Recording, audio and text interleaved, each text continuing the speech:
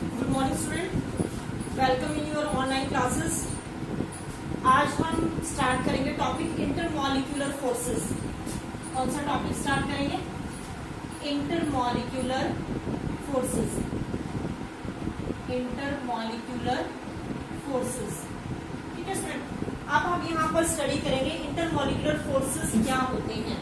देखो student, inter का मतलब क्या होता है? जो पार्टिकल्स के अंदर फोर्सेस प्रेजेंट होते हैं। इंटर का मतलब उनके अंदर जो फोर्सेस प्रेजेंट होते हैं। इंटरमॉलिक्यूलर, मॉलिक्यूलर का मतलब मॉलिक्यूल्स, मॉलिक्यूल्स के बीच में जो फोर्स ऑफ अट्रैक्शन होती है उसे हम क्या कहते हैं? इंटरमॉलिक्यूलर फोर्सेस कहते हैं। समझ में आया? मॉलिक्यूल्स के बीच में फोर्सेस जो उसको क्या करके रखते हैं, होल्ड करके रखते हैं, उन्हें हम क्या कहते हैं? इंटरमॉलिक्यूलर फोर्सेस कहते हैं। तो यहाँ पर आप क्या लिखोगे? इंटरमॉलिक्यूलर फोर्सेस क्या है? Intermolecular forces are those forces, कौन से होंगे? Are those forces of attraction,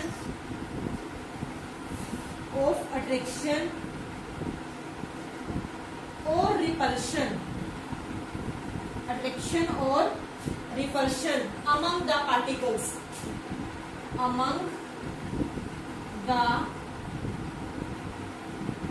particles। Atom भी हो सकते हैं, मॉलिक्यूल्स भी हो सकते हैं, ठीक है student. Of a substance, of a substance, ठीक है। सॉलिड, लिक्विड, गैसेस, कुछ भी यहाँ पर हो सकता है, सॉलिड, लिक्विड, गैसेस, लेकिन वो इलेक्ट्रोस्टैटिक फोर्सेस से डिफरेंट होंगे, ठीक है। वहां पर इलेक्ट्रो फोर्सेस, जो इलेक्ट्रोस्टैटिक फोर्सेस होते हैं ना, वो नहीं होंगे। समझ में आया? तो इंटरमॉलिक्यूलर फोर्सेस कौन से फोर्सेस हैं? अट्रैक्शन और repulsion among the particles of the substance, उसे हम क्या कहते हैं? इंटरमॉलिक्यूलर फोर्सेस कहते हैं। अब स्टूडेंट हम यहाँ पर स्टडी करेंगे types of intermolecular forces, types of intermolecular forces.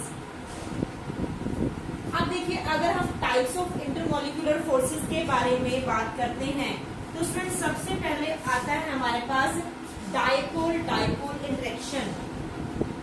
कौन सा टॉपिक आता है? Dipole dipole interaction.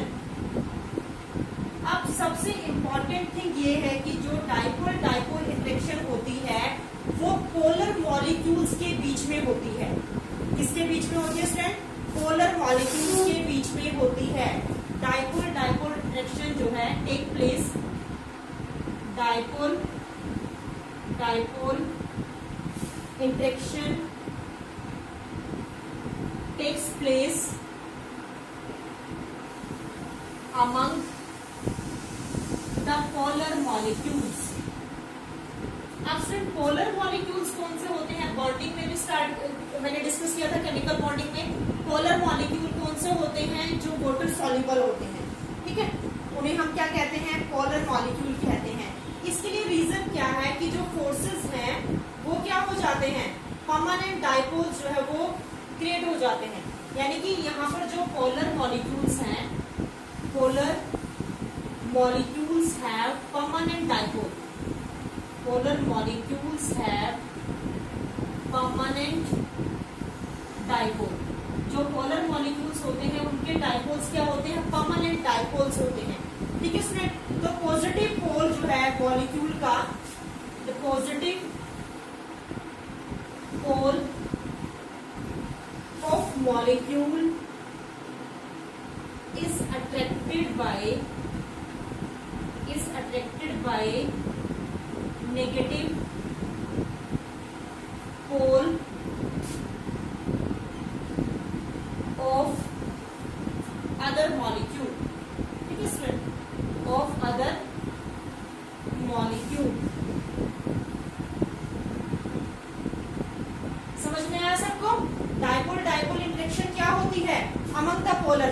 एग्जाम्पल समझाती हूँ, देखिए एग्जाम्पल से क्लियर हो जाएगा आपको कि डायपोल डायपोल कैसे क्रिएट होते हैं। देखिए स्टूडेंट, अगर हमारे पास HCl है, HCl, आपको पता है कि H is a positively charge और Cl इज नेगेटिवली चार्ज।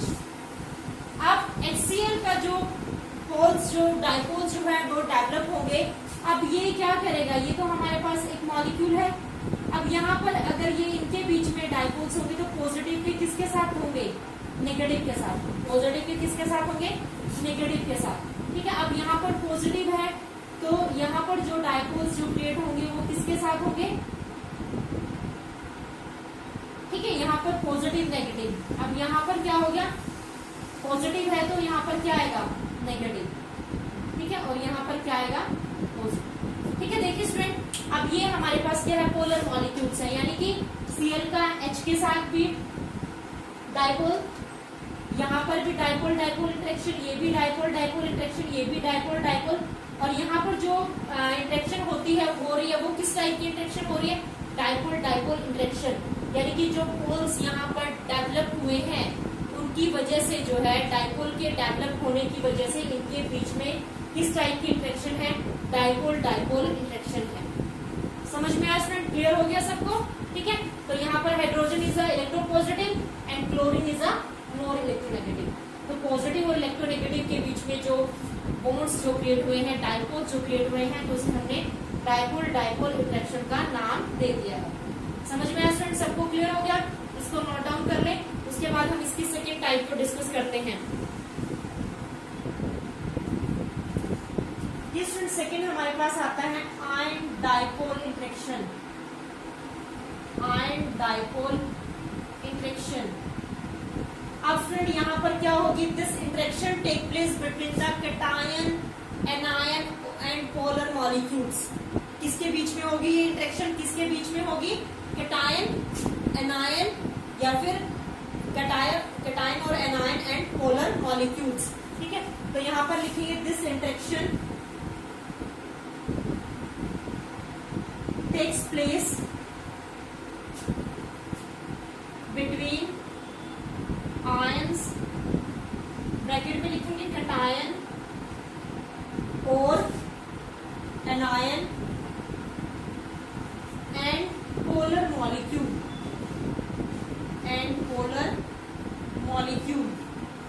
अब फ्रेंड एग्जाम्पल से आपको क्लियर हो जाएगा। For example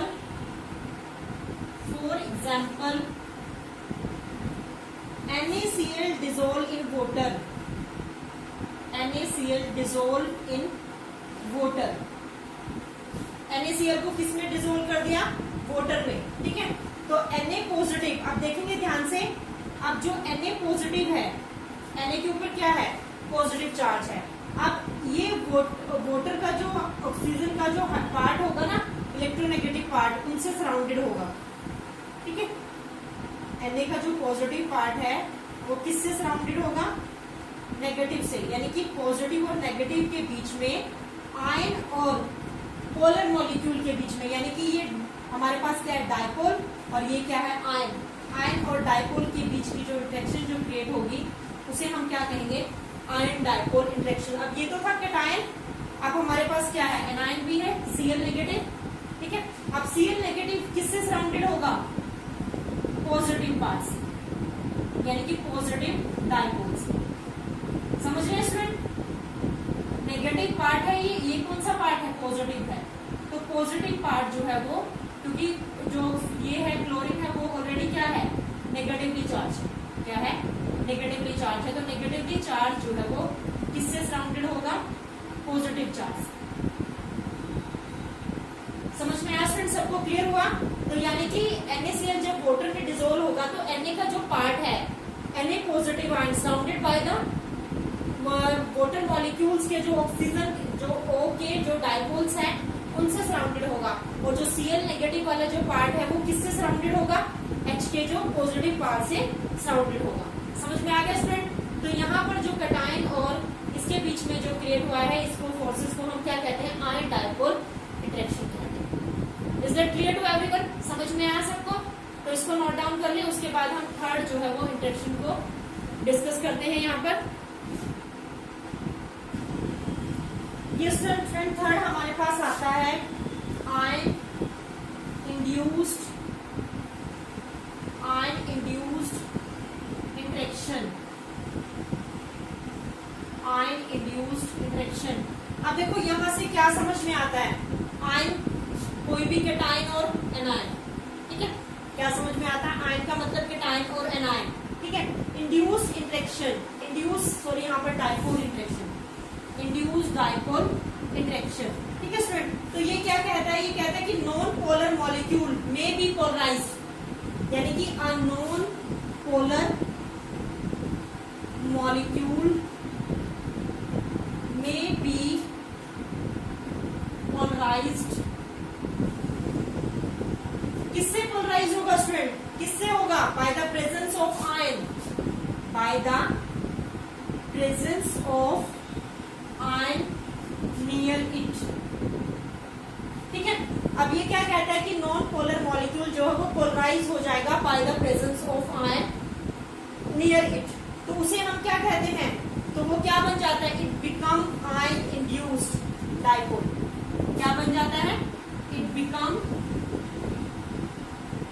becomes ion induced dipole. समझ में आया स्टूडेंट? वो क्या बन जाएगा? आयन इंड्यूस्ड डाइपोल जो है वो फॉर्म हो जाएगा। जो इंटरेक्शन है वो किसके बीच में होगी? Ion induced dipole interaction. और इस इंटरेक्शन को हम क्या कहेंगे? It become an ion induced dipole and the interaction between them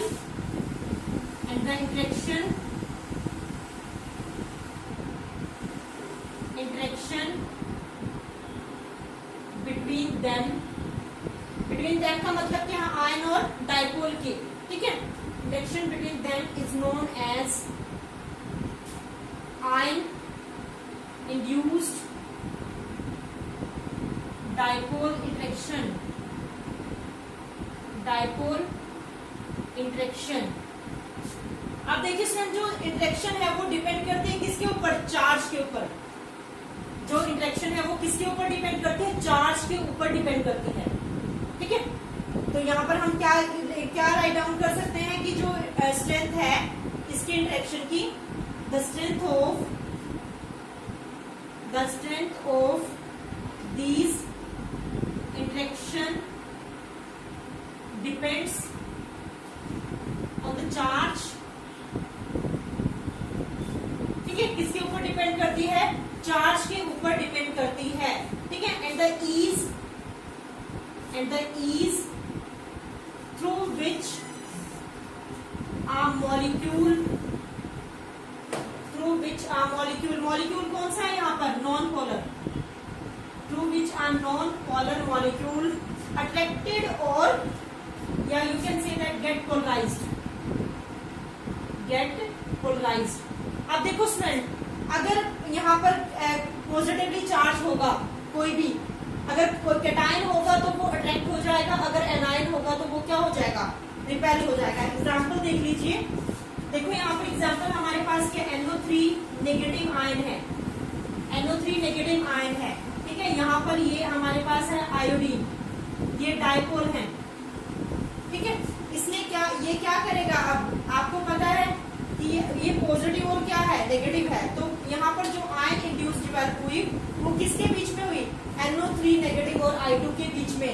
अब ये नेगेटिव है, पॉजिटिव है, तो वो क्या हो जाएगा? अट्रैक्ट हो जाएगा। अगर यहाँ पर नेगेटिव हो जाए और उधर पॉजिटिव डाइपोल हो जाए तो यहाँ पर क्या इंटरेक्शन क्रिएट होगी? रिपल्शन जो है वो क्रिएट होगी।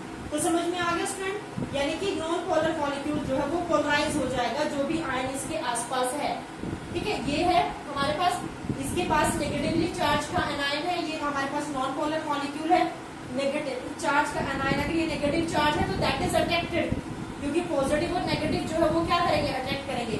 अगर बाय चांस ये नेगेटिव होता और ये पॉजिटिव होता तो ये क्या करते? एक दूसरे को रिपेल कर देते। तो यहाँ पर जो इंटरेक्शन जो क्रिएट हुई वो कौन सी हुई? Ion induced dipole interaction create हुई। समझ में आया स्टूडेंट? क्लियर हुआ? एक बार और देख लो। नॉन पोलर मॉलिक्यूल में be polarised by the presence of ion near it.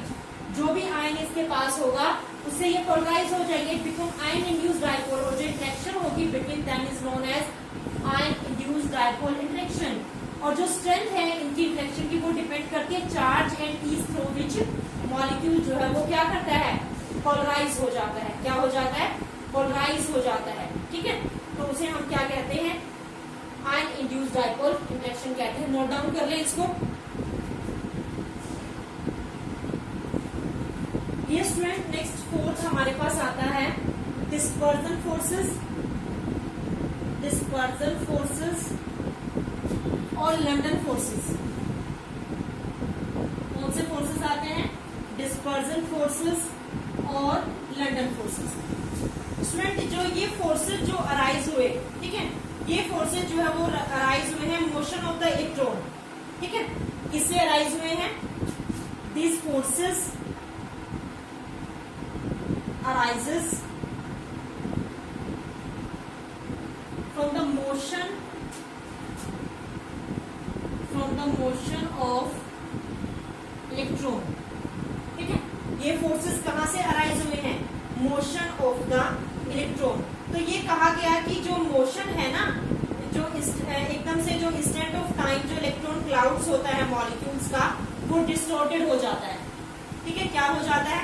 Distorted हो जाता है। तो student we can write here कि जो इट इज बिलीव दैट ये माना जाता है, ठीक है, it is believe that at any instant of time,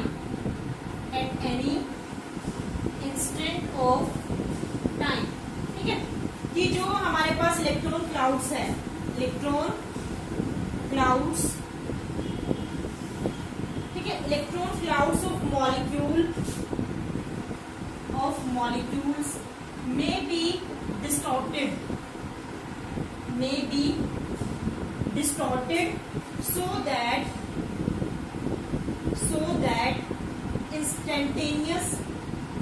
instantaneous or momentary dipoles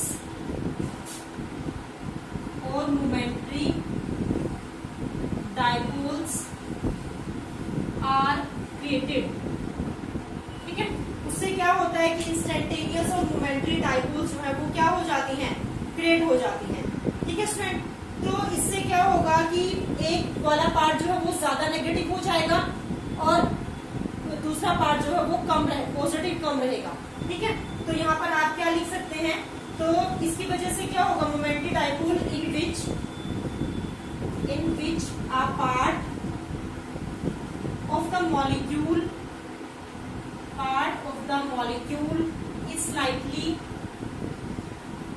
is slightly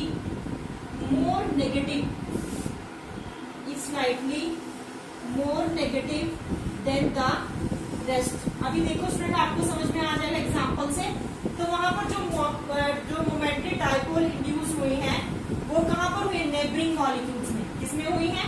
तो you can write here the momentary dipoles are induced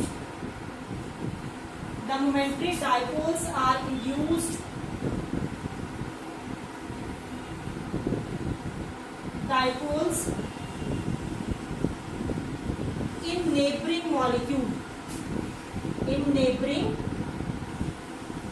molecules, ठीक है। समझ में आया स्टूडेंट? नेबरिंग मॉलिक्यूल्स में हो जाएगी। तो these are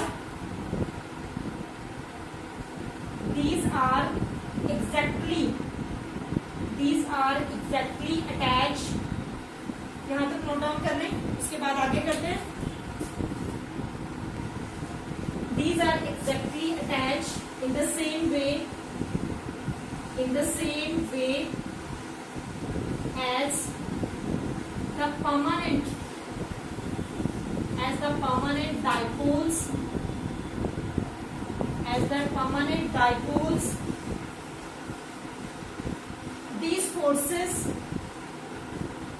these forces of attraction between the induced momentary dipoles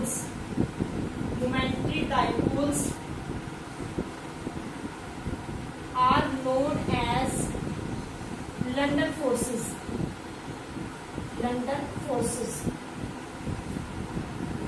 देखिए स्टूडेंट, पहले इसकी थ्योरी को अच्छे से समझ लो, फिर एग्जांपल से समझाती हूँ।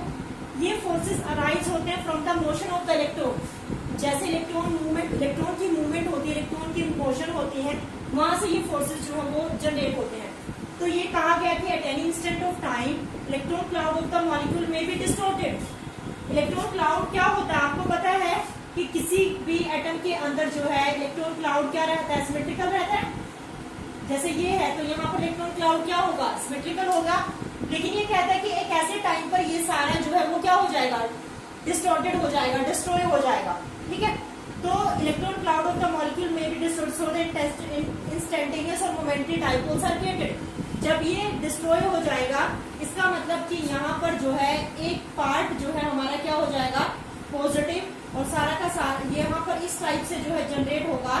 तो ये कहता है कि वहां पर जो है क्या होंगी, मोमेंटरी डाइपोल्स जो है वो क्रिएट हो जाएंगी। मतलब कि अब तक दो मॉलिक्यूल का अरेंजमेंट सिमेट्रिकल था। ठीक है, जैसे ही सिमेट्रिकल तो होता तो कि जहां पर जब उनके बीच में जो है मोमेंटरी डाइपोल्स क्रिएट हुई तो अनसिमेट्रिकल हो गया। एक पार्ट जो है वो क्या हो गया, सारा नेगेटिव, और थोड़ा सा पार्ट क्या रहा, पॉजिटिव। इसी टाइप से यहाँ पर क्या हुआ, पॉजिटिव और सारा पार्ट क्या हो गया, अनसिमेट्रिकल हो गया ना ये। तो इनके बीच में जो डाइपोल्स क्रिएट हुई वो कौन सी डाइपोल हुई, इंड्यूस डाइपोल, या you can say that instantaneous or momentary dipoles जो है क्रिएट हुई, जिसमें से पार्ट जो है, एक पार्ट जो है वो ज्यादा है, ठीक है, देन द रेस्ट। तो momentary dipoles are induce dipole in the neighbouring molecule. अब ये क्या करती है, इसको भी इंड्यूस कर देती है, नेबरिंग मॉलिक्यूल्स को भी। तो these are exactly attached the same way as the permanent dipole. जैसे परमानेंट डाइपोल्स अटैच होती है उसी टाइप में ये एग्जैक्टली इनके साथ क्या रहेंगी, अटैच रहेगी। तो these forces of attraction between the induced momentary dipoles are known as London forces. और जो वहां पर जो है फोर्सेज इंड्यूस्ड मोमेंटरी डाइपोल के बीच में क्रिएट हुए तो उन्हें हम क्या कहते हैं, लंडन फोर्सेज कहते हैं। नोट डाउन कर ले स्टूडेंट, एग्जाम्पल समझाती हूँ अभी आपको। ये देखिए फॉर एग्जाम्पल हीलियम का ले लेते हैं, हमने यहाँ पर लिया for example helium, for example helium. ठीक है, अब देखो, अब यहाँ पर जो है हीलियम का इलेक्ट्रॉन क्लाउड जो है वो सिमेट्रिकल है। क्या है यहाँ पर, ये सिमेट्रिकल है। इलेक्ट्रॉन जो क्लाउड है हीलियम का, जैसे ही यहाँ पर जो है लंडन फोर्सेस या मोमेंटरी डाइपोल इंड्यूस हुई तो इन्होंने क्या किया कि जो नेगेटिव वाला पार्ट है वो ज्यादा हो गया और पॉजिटिव वाला पार्ट क्या हुआ, कम हो गया। ठीक है, यानी कि अब यहाँ पर जो है अनसिमेट्रिकल डाइपोल, अनसिमेट्रिकल डिस्ट्रीब्यूशन हुआ इलेक्ट्रॉन का। सेम यहाँ पर, ठीक है, सेम यहाँ पर क्रिएट हुआ।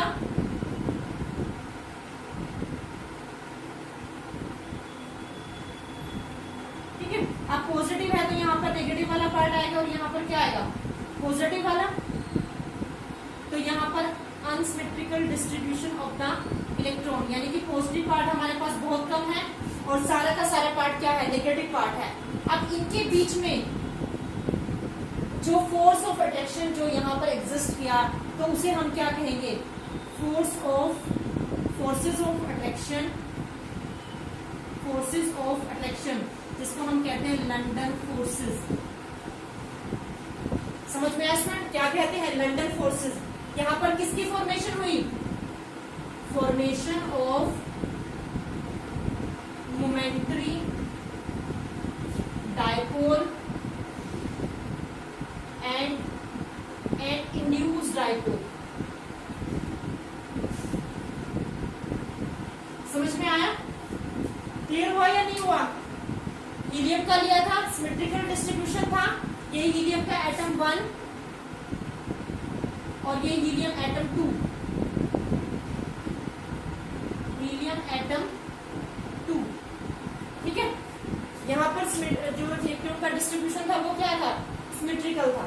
यहाँ पर क्या हुआ, जैसे ही इनके बीच में फोर्सेस ऑफ अट्रैक्शन हुआ तो इन्होंने अपने आप को क्या कर लिया, नेगेटिव पार्ट ज्यादा हो गया, डाइपोल्स इनके बीच में क्रिएट हुए और जो मोमेंटरी जो डाइपोल्स यहाँ पर क्रिएट हुए तो उनके बीच में जो फोर्सेस ऑफ अट्रैक्शन हुए तो उन्हें हमने क्या कहा, लंडन फोर्सेस। तो स्टूडेंट ये हमारे पास 4 टाइप के फोर्सेस हैं सिलेबस में जो हमने कंप्लीट किए हैं। तो ये बहुत इंपॉर्टेंट है, इनमें से एग्जाम में से किसी भी टाइप के फोर्सेस के बारे में आपसे पूछा जा सकता है। आई थिंक आप लोगों को अच्छे से क्लियर हो चुका होगा कि इंटरमॉलिक्यूलर फोर्सेस क्या होते हैं, द डायपोल डायपोल इंटरेक्शन क्या होती है, आयन डायपोल इंटरेक्शन क्या होती है, आयन इंड्यूस डायपोल इंटरेक्शन क्या होती है, और फोर्थ जो हमने किया है डिस्पर्जन फोर्सेस और लंडन फोर्सेस क्या होते हैं. Is that clear student? Thank you and have a nice day.